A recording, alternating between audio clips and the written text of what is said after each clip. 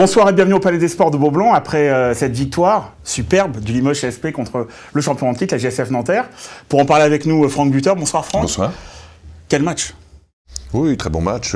Limoges fallait qu'ils se refassent un peu à la cerise par rapport au match de Nancy justement, et donc du coup ils ont bien attaqué la première mi-temps. On a senti ils jouaient beaucoup plus posés, ils étaient beaucoup plus patients que certains matchs, et du coup ça fait déjouer Nanterre, et à la mi-temps Limoges montre un bon basket.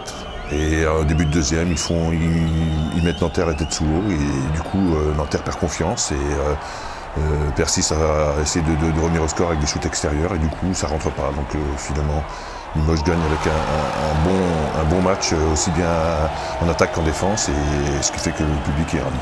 Pourtant, au début de match, Passav faisait un gros chantier dessous.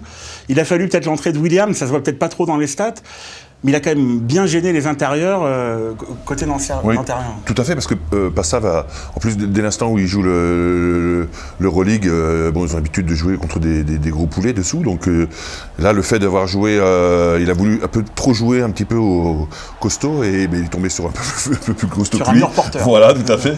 Et du coup, il tire bien l'épingle du jeu, Passav dessous, mais il a trop cherché le conflit, de jouer physique, et du coup il a un petit peu gaspillé un petit peu des ballons, et ils n'ont pas mis la tête sous l'eau au niveau de nos pivots. À la mi-temps, 8 sur 12 à 3 points pour Nanterre, 6 sur 8 pour Limoges.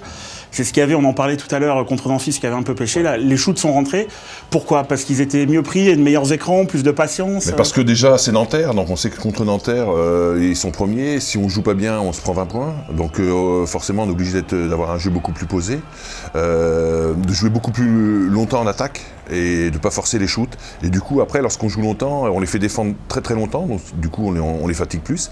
Et après, quand on sait très bien, quand on défend 20 secondes, et puis qu'après on prend un panier à 3 points sur la tête, c'est très très difficile. Donc après, moralement, mentalement, c'est très très dur. Et je pense qu'effectivement, l'Euroleague leur donne un petit peu de fil à retordre, dans le sens où la fatigue joue, mais ceci dit, Limoges n'enlève rien, c'est sa victoire. Mais une équipe taillée pour l'Euroleague, Nanterre 10 joueurs, Limoges s'appuie surtout sur un noyau de 7-8. Oui. On peut tenir toute une saison comme ça?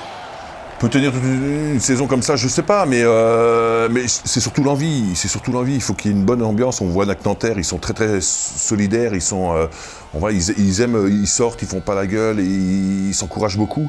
Et donc du coup, c'est ce qu'il faut. Mais Limoges va y arriver, parce que de toute façon, ici à Limoges, avec le public qu'il y a, déjà, c'est extraordinaire. Parce que même là, je pense que c'est, enfin moi je trouve, peut-être je suis dans les tribunes. Un peu une ambiance. Ouais, c'est ça. Donc du coup, je trouve que c'est intéressant. Alors il faut faire attention, parce que ça peut mettre aussi un peu de la pression pour certains joueurs.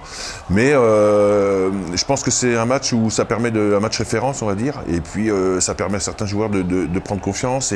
On pense à Adrien. Voilà, tout à fait, parce que c'est un bon gars. Ce qu'il fait, c'est très bien. Il est un petit peu dans le trou en ce moment, mais mais il se donne beaucoup en défense, il veut bien faire. Donc en voulant bien faire, des fois on fait pas des bons choix.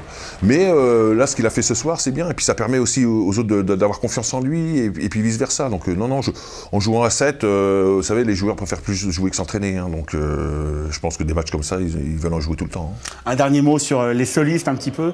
Hacker, Green. Une classe incroyable, on l'a vu ce soir, des super joueurs. Oui. Quand on a joué avec un Michael Young ou des joueurs comme ça, c'est peut-être pas le même niveau. Non, mais même quand on sait qu'on peut se reposer sur de temps en temps un ou deux joueurs, c'est hyper, c'est bon, parce que le moindre petit truc, l'écran qu'on va faire pour son défenseur, on sait que dès qu'il va avoir la balle, il va mettre dedans, c'est bien. Et puis en plus, il joue collectif, il tire pas la couverture à lui, c'est pas un gars qui va forcer. Et justement, je trouve que sur ce match-là, on a vu ça a progressé à ce niveau-là. Alors qu'avant, il cherchait à prendre confiance à 3 points, On sait que c'est une équipe qui va shooter beaucoup à l'extérieur, à 3 points. Donc du coup, il faut vachement arriver à prendre conscience, et puis jouer collectivement. Mais les joueurs ont été très très bons ce soir, et je pense qu'ils peuvent bien finir l'année, surtout que Gomis va arriver. Donc c'est un bon joueur, enfin c'est quelqu'un qui va bien essayer de driver tout ça, qui va faire une communion avec le coach aussi, je pense que ça. Donc, un relais avec voilà, tout à fait. Donc chaque entraîneur a besoin d'un joueur comme ça. Donc c'est quelque chose de très bien, ça va être un plus, donc ça va être un beau cadeau de Noël, je pense. Vous l'avez compris, une soirée 100% bénéfique pour Limoges CSP. Merci Franck d'avoir été avec nous. Rien. À bientôt, on espère. Avec plaisir. Et puis on se retrouve très vite sur le site du Limoges CSP. Bye. Bonsoir.